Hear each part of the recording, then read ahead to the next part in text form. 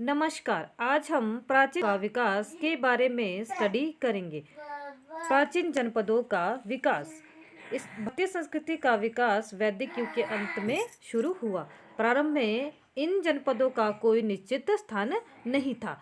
ये एक स्थान से दूसरे स्थान तक घूमते रहते थे।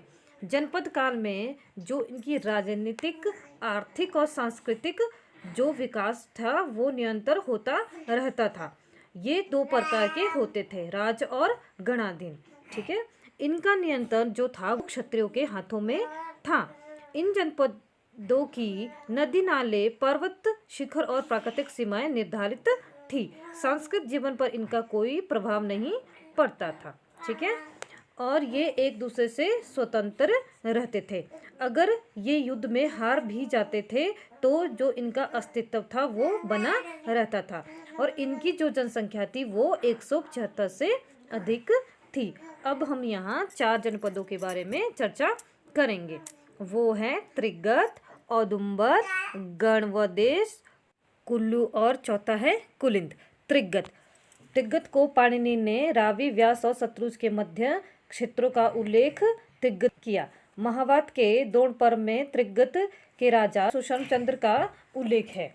हमने पहले भी पढ़ा है कि सुशर्म ने महाभारत काल में कौरवों और पांडवों के युद्ध में कौरवों का साथ दिया था। सुशर्म ने कांगड़ा किले का निर्माण करवाया था और नगरकोट को अपनी राजधानी बनाया था।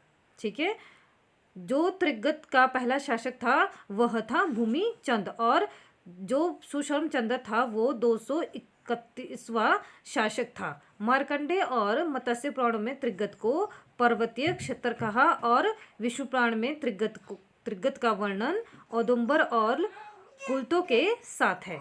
अब हम औदुंबर गण व देश के बारे में स्टडी करेंगे।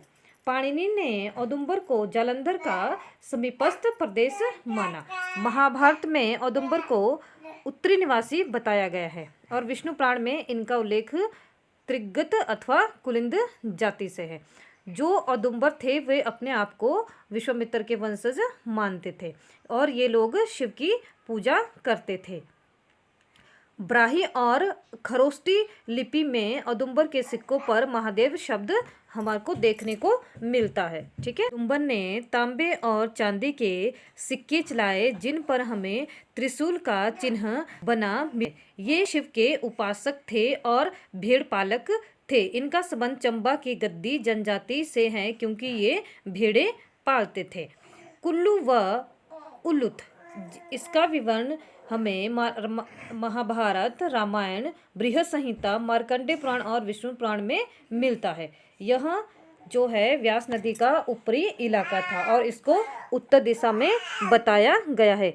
यह जनपद कश्मीर और त्रिगत छोड़कर सबसे प्राचीन राज्य था। कुल्लू के राजा चित्रवर्मा ने चंद्रगुप्त मौर्य का विरोध किया। कुल्लू रियासत की स्थापना प्रयाग, इलाहाबाद से आए विहंग मणि पाल ने की थी। अब हम कुलिंद के बारे में चर्चा करेंगे। कुलिंद जो है वो व्यास नदी के ऊपरी भाग से लेकर यमुना नदी तक फैला यह क्षेत्र निचली पर्वत श्रेणियों और शिवालिक पहाड़ियों के मध्य भाग थे। इसके पश्चिम में त्रिगत और कुल्लू के बीच सतलुज नदी थी। कनिंघम के अनुसार सोलन, सिरमौर और शिमला, अंबाला, कुलिंद प्रदेश के भाग रहे।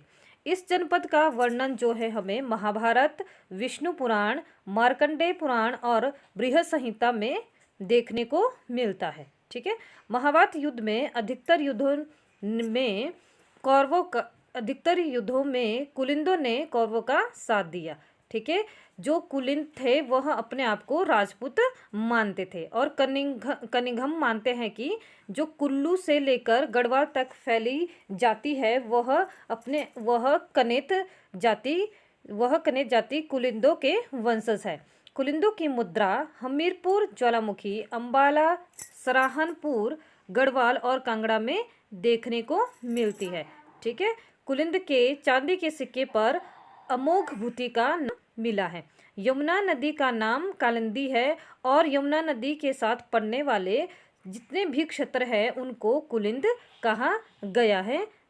आप सभी को अगर मेरी वीडियो अच्छी लगी तो लाइक शेयर कमेंट करना ना भूलें और प्लीज़ मेरे चैनल को सब्सक्राइब अवश्य करें। धन्यवाद।